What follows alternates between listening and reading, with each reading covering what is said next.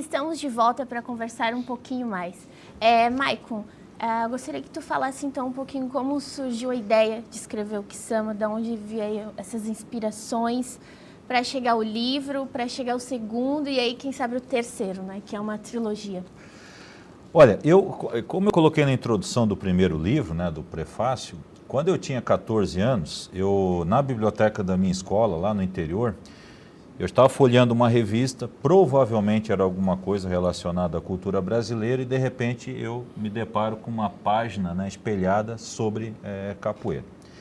E eu vi ali, naquela época eu já sonhava, né, em ser escritor, e eu vi ali que havia eu senti que havia aquele fôlego épico do qual eu falei agora há pouco, e aí eu pensei, poxa, um dia eu poderia escrever, né, sobre isso, porque nós teríamos a nossa própria arte marcial, né, a nossa própria narrativa de ação, né, nós todos, né, eu sempre sempre gostei muito, né, de filmes japoneses e filmes chineses, principalmente esses filmes feitos em Hong Kong e Taiwan, que emulam, né, os grandes mestres do passado, reais ou imaginários, essa coisa toda e tal.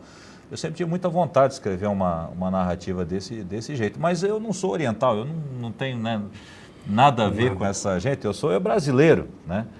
E aí eu pensei, não, então eu poderia... E aí eu vim lendo, certo? Ao longo dos anos eu vim lendo, mas assim, muito por alto, muito esporadicamente, né? Até que chegou um momento, eu disse, não, então agora eu vou escrever. E aí a coisa mais importante, ou talvez a decisão mais difícil, foi escolher a época, porque o Kisama ele poderia ter acontecido, por exemplo, no princípio do século XIX, ou no final do século XIX, ou até mesmo em qualquer momento do século XX, por exemplo, na época do Getúlio Vargas, né?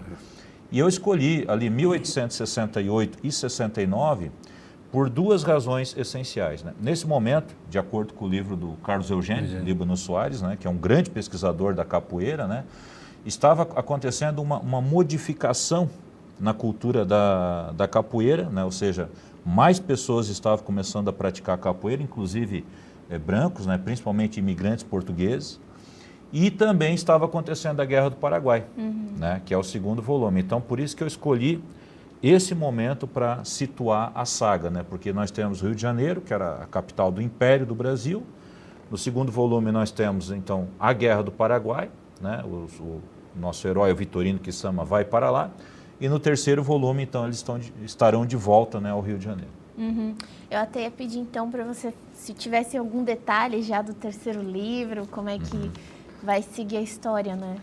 O terceiro livro é o seguinte, ó, a partir de um fato histórico, porque todos os livros partem, né, de fatos históricos e ao redor desse fato é feita a ficção. No dia 2 de dezembro de 1870, foi apresentada no Teatro Provisório do Rio de Janeiro a ópera O Guarani, do maestro Carlos Gomes.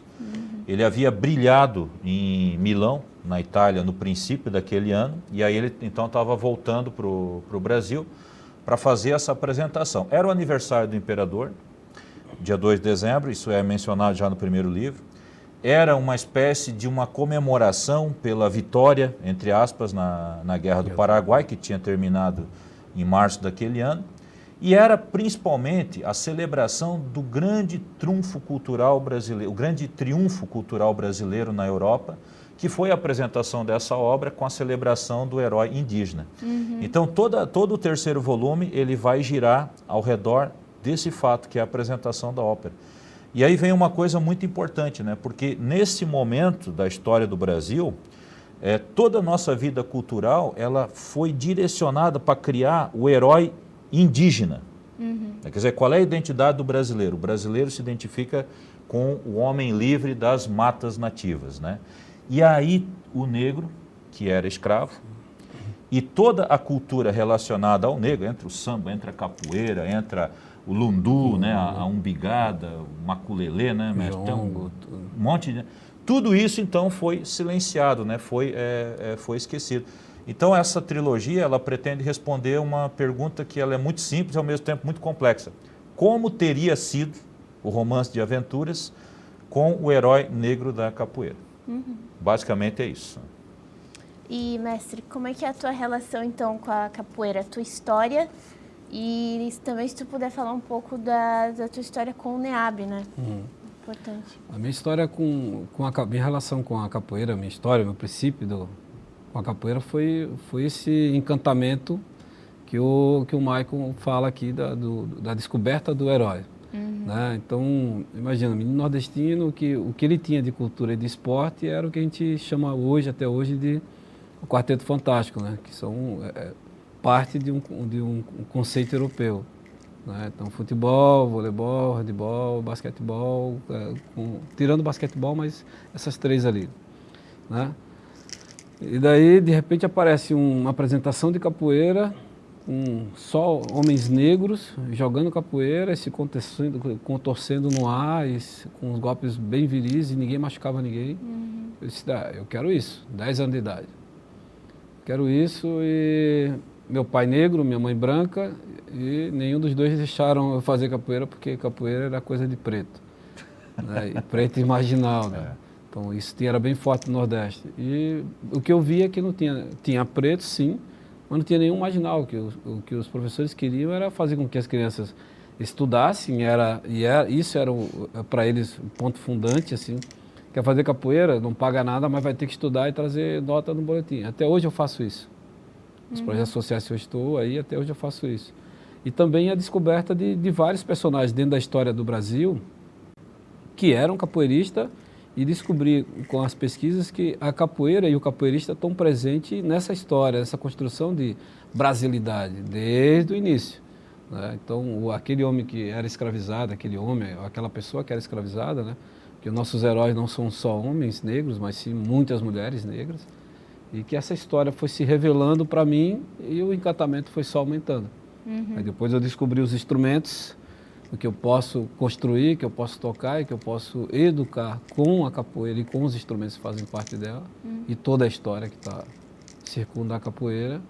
Eu disse, é isso aqui que eu quero para a minha vida. E a capoeira me trouxe até aqui, até formação acadêmica, especialização, mestrado, e está me levando para o doutorado também. Então, são coisas que não tem como dizer, né? Qual é o meu encantamento capoeira todo?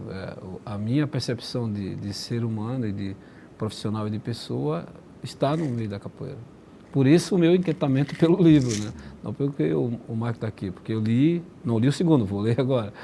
Mas essa história essa coragem, eu volto a dizer, é coragem. Um escritor brasileiro apontar uma trilogia, ter prospectado, fazer uma trilogia falando de um herói brasileiro, negro, né?